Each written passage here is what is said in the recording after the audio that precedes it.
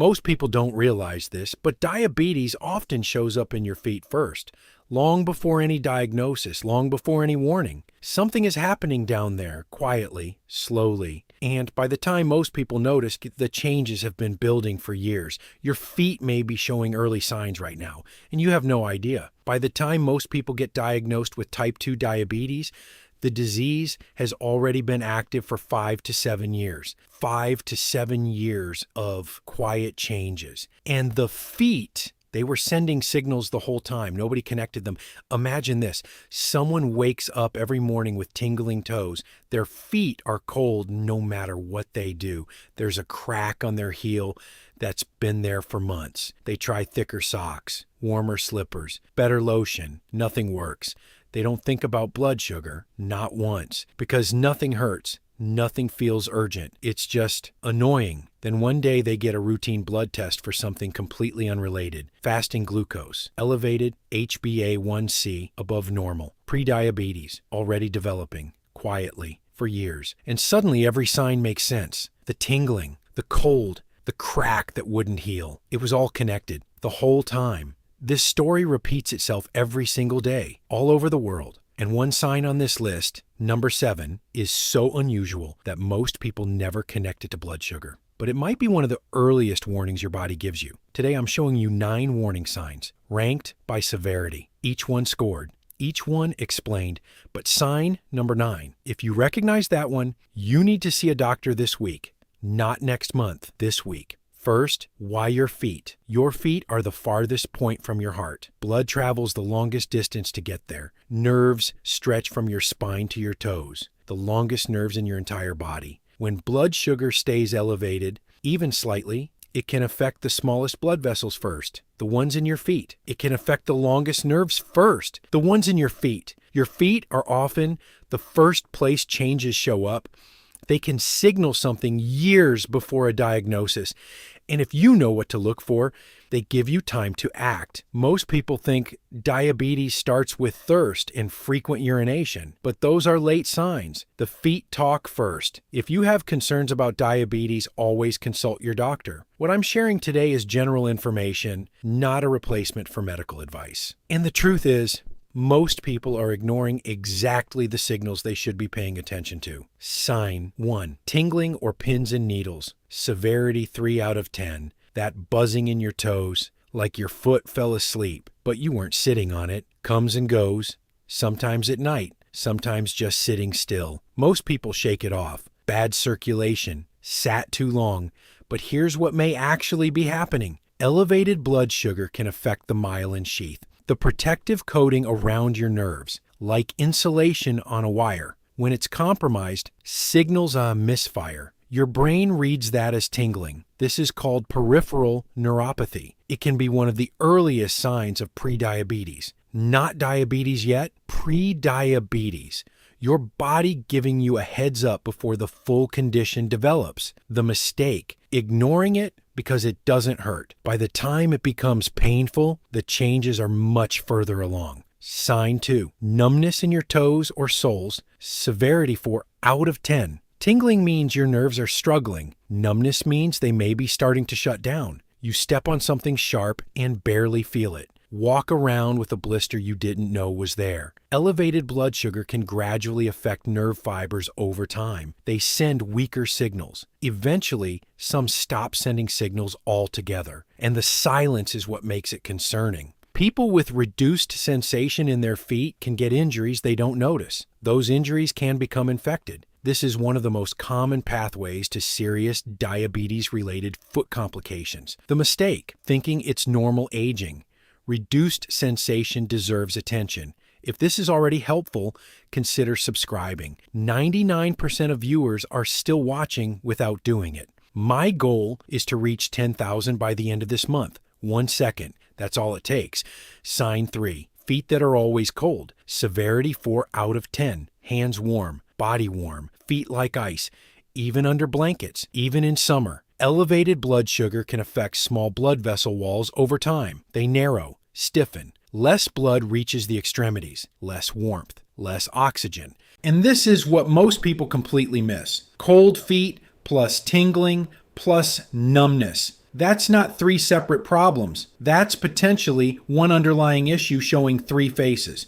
And that issue may be related to blood sugar changes happening quietly. Sign 4. Dry, cracked heels that won't heal. Severity 5 out of 10. Deep fissures. Skin so dry, lotion barely helps. Nothing works for long. Your nervous system controls sweat glands. When nerves in the feet are affected, sweat glands may not function normally. Feet lose natural moisture. Skin dries. Cracks. Those cracks aren't just cosmetic. They can become entry points for bacteria. Infections can start in places you can't easily see. And with reduced blood flow, the body's ability to fight them is compromised. The mistake: treating it only as a skin problem. It may be a nerve issue, and the nerve issue may be connected to blood sugar. Sign 5. Cuts that heal slowly. Severity 6 out of 10. Small cut on your foot. A week later, still there.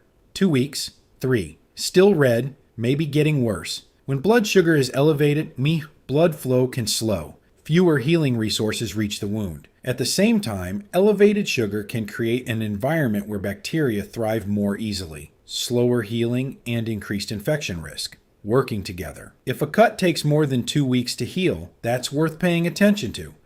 It may be your body signaling that something needs checking, and this is where most people still ignore it, until it becomes serious. Sign 6. Swelling in feet or ankles. Severity 6 out of 10. Shoes tighter by evening. Ankles puffy. Press your skin, and the dent stays for seconds. Prolonged elevated blood sugar can affect the tiny filters in the kidneys over time. They may start allowing protein through. When protein balance shifts, fluid can accumulate in tissues. Gravity pulls it down. Feet and ankles swell. Not every swollen ankle is related to blood sugar, but swollen ankles combined with other signs on this list. That combination deserves attention. Sign 7. An unusual smell that won't go away. Severity 7 out of 10. This is the sign most people feel embarrassed about and never talk about. You wash your feet, change socks, try different shoes. The smell keeps coming back, different than normal. Elevated blood sugar can create conditions where fungus and bacteria thrive more easily. Feet, warm, enclosed, slightly moist, can become a favorable environment. But there's something deeper. When the body struggles to process glucose efficiently, it may start relying more on fat for energy. That process creates ketones. And ketones may sometimes produce a distinct odor that comes through the skin. A persistent, unusual foot odor that doesn't respond to normal hygiene could be a metabolic signal worth investigating, not just a cleanliness issue. The mistake: thinking it's just a hygiene problem when it may be a metabolic one. And what comes next? This is where everything changes. Sign 8. Changes in foot color. Severity 8 out of 10. Look at your feet right now. Different color than your legs. Red when standing, pale or blue when elevated, dark patches appearing. Color changes reflect what's happening with blood flow. Red may mean blood is pooling. Pale or blue may mean reduced circulation. Dark patches could be acanthosis nigricans, a skin change associated with insulin resistance. Check between your toes. Check the bottoms. Places most people never look. Often where changes appear first. Feet that change color noticeably based on position. That's worth investigating. Sign 9. Foot ulcers. Open wounds that won't close. Severity 10 out of 10. This is not something to monitor. This is something to act on. A foot ulcer is an open sore, usually on the bottom of the foot or near the toes. It might not even be painful. That's what makes it so concerning. Nerve function may be so reduced, you might not feel it at all. Foot ulcers can progress from a small sore to a serious infection quickly. They are one of the most common reasons people lose a foot or leg to diabetes. If you notice an open wound on your foot that isn't healing, especially if it's painless, this needs medical attention. Not next week. Now. The part most people need to hear: one sign by itself doesn't necessarily mean diabetes, 2 or 3 together. That's worth paying attention to. 4 or more. A blood test is strongly recommended, not eventually, soon. The good news: prediabetes can often be reversed with early intervention. Caught early enough, Many people bring blood sugar back to normal ranges with lifestyle changes. Your 7-day foot check plan. Day 1. Look at your feet tonight, under good light, between toes, bottoms. Check for color changes, dry patches, cracks, sores, swelling. Most people haven't truly looked at their feet in months. Day 2. Do a feeling test. Close your eyes. Run a pen cap along the bottom of each foot. Can you feel it everywhere? Note any areas with reduced sensation. Day 3. Check your healing. Any existing cuts or cracks. Note their condition. Check again in 5 days. If they haven't improved, that's information worth sharing with your doctor. Day 4. If anything from this list feels familiar, a simple blood test can give you clarity. Fasting glucose and HbA1c. These two numbers tell you exactly where you stand. Don't guess. No. Day 5 through 7. Start walking. 10 minutes a day. Walking supports circulation to the feet, may help with blood sugar regulation, and supports nerve health. You don't need a gym. You need a sidewalk. Consider reducing sugar intake for these 7 days. Not forever. Just 7 days. Notice how your feet feel, whether the tingling shifts, whether swelling changes. Your body often responds faster than you'd expect. After 60, small checks like these matter more than ever. Not because something is wrong with your body, because it deserves more attention than you've been giving it. And it will respond. It always does.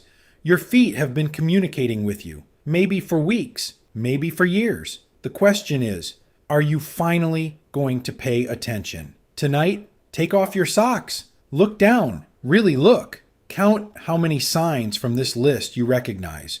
If the number is more than 1, you already know what to do next. Tell me in the comments, how many did you count? And if someone came to mind while you were watching this, send it to them now, not later, now, because the signs don't wait, and neither should you.